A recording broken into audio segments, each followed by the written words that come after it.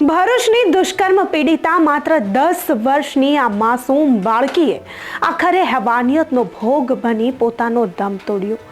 ગુજરાતમાંથી આ બીજી નિર્ભયા છે જેણે પોતાનો દમ તોડ્યો છે। ત્યારે આમ આદમી પાર્ટીના નેતા ઈશુદાન ગઢવી આને જિમ્મેદાર ગુજરાત સરકારને ઠેરવે છે। આમ જોવા જઈએ તો ગુજરાત સરકાર પર પણ ઘણા સવાલો ઊભા થાય છે। ગુજરાતમાં છેલ્લા 6 મહિનામાં એટલી બધી દુષ્કર્મની ઘટનાઓ સામે આવી છે। દુષ્કર્મની આટલી ઘટનાઓમાં ગુજરાત સરકારે એવો કયો કડક દાખલો બેસાડ્યો, કયા આરોપીને એવી સજા આપી કે આ નિર્ભયા જે છે તે ગુજરાતની બીજી નિર્ભયા બનતા અટકી જતી। ઈશુદાન ગઢવીએ ગુજરાત સરકાર પર મોટા સવાલો ઉઠાવ્યા અને પ્રહારો પણ કર્યા। સણસણતા સવાલો પણ તેમણે ગુજરાત સરકારને પૂછ્યા છે। સાંભળીએ ઈશુદાન ગઢવીને કે તેમણે ગુજરાત સરકાર પર પ્રહારો કરતા શું કહ્યું। ગુજરાતમાં નિર્ભયા કાંડ જેવી જે ઘટના બની એમાં આપણે દીકરી નિર્ભયાને બચાવી ન શક્યા। ગુજરાતમાં એમને 10 વર્ષની દીકરી પર રેપ બાદ એમના ગુપ્તામાં સળીઓ નાખી અને ખૂબ પરેશાન કરવામાં આવી।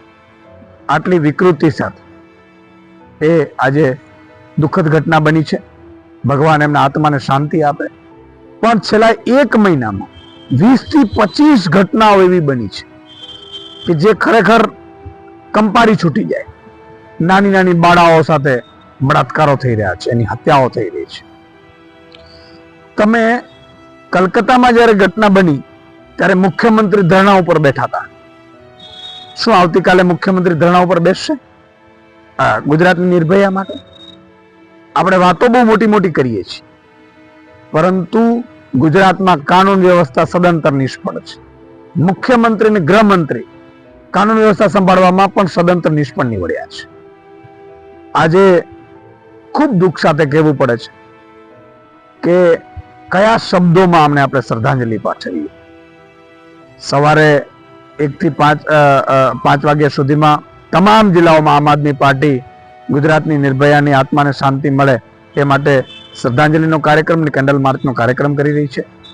અને સૌને ગુજરાતવાસીઓને મારી વિનંતી છે કે આપણે આપણી દીકરીઓને આપણે હવે બચાવવાની છે।